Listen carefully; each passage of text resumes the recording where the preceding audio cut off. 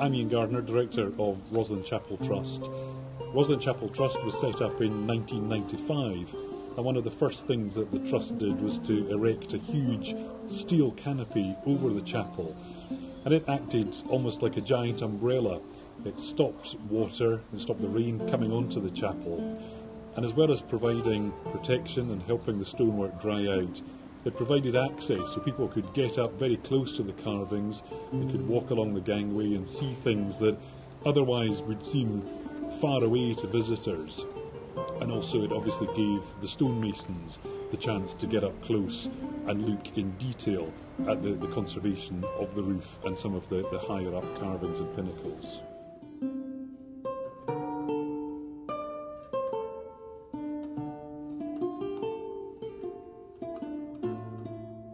First thing a conservator does is to understand what they're looking at, and secondary to that, what the individual items of defect, damage and decay are. And so what we're looking at here is actually a record drawing of works as they were completed. So this is really an archive document that we've left after we finished the treatments to provide information to our successors. But where the story starts is with detailed survey. And this is actually a compressed version of a much larger drawing, which was as a result of hours and hours and hours of survey. Mostly not in good weather, but what we needed to do was to individually identify what condition each individual stone was in. And this really then provides my team of conservators and stonemasons and carvers with the information that they need in order to progress the project.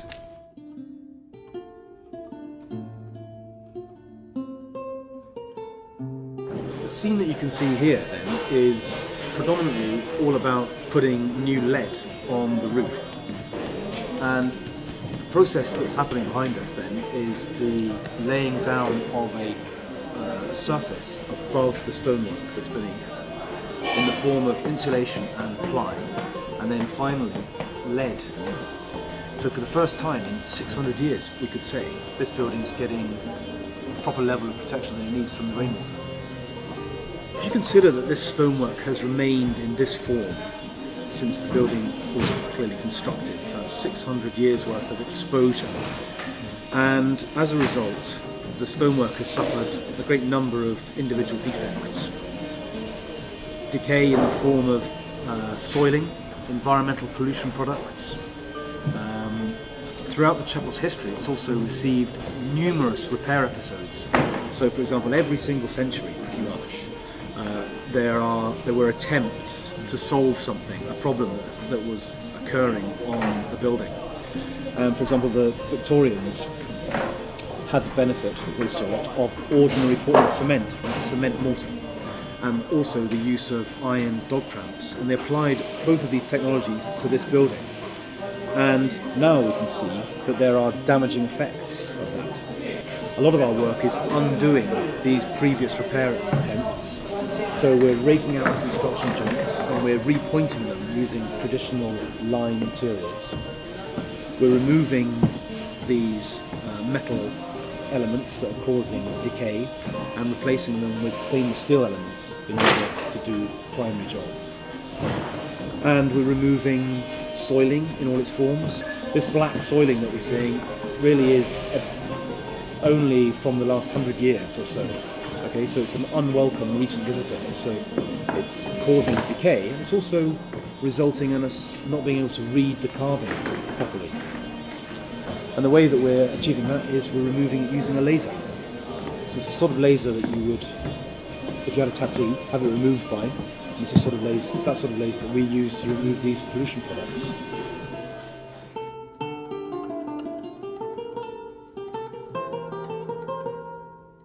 550 years ago, a stonemason stood here and took the decision to just tip that stone up.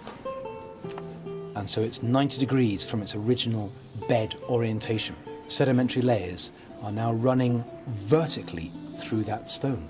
And in fact, if we stood here, we would have been able to see daylight through the individual sedimentary layers. And in fact, once we built the scaffold and we could touch the stone, we could actually pass our hand through the stone. We engaged tens, if not 100 hours of very careful repair work to very carefully stitch that stone back together. So we chose then to repair that stone rather than replace it. I have some very skilled stonemasons, and elsewhere on Rosslyn Chapel we have conducted the replacement of individual stones. But we take each individual stone and conduct a very detailed analysis of its decay, and if possible we keep the original stone. So our mantra is less is more, and what that means is that the less you replace, the more original stonework remains. So who are we at the beginning of the 21st century to take a decision to replace that stone when we've got the ability to repair it and then push the good condition of that stone well into the next 50 years, well into the next generation? This tracery window that we're looking at just now dates from about 1895, 1905. And what we identified was the stonemason, who we've got a photograph of, had himself had to use a piece of stone that was inappropriately orientated.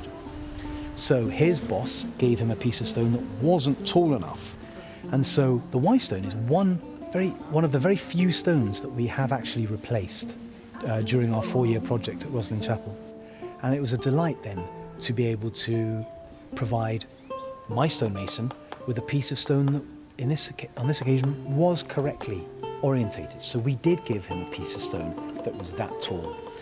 And so he was able then to use the stone using its most durable properties in the best way. It took him 6 weeks to make sure that overall the stone was the correct size and shape, and that in detail the carved floral designs that feature on that stone were an absolutely loyal representation of the existing Y stone. And today we're standing here looking at a stone that is obviously different to the surrounding stones. It's obviously newer. So anyone who looks at that stone will see that the people responsible for this chapel are taking their responsibilities seriously and conducting well executed and sympathetic repairs.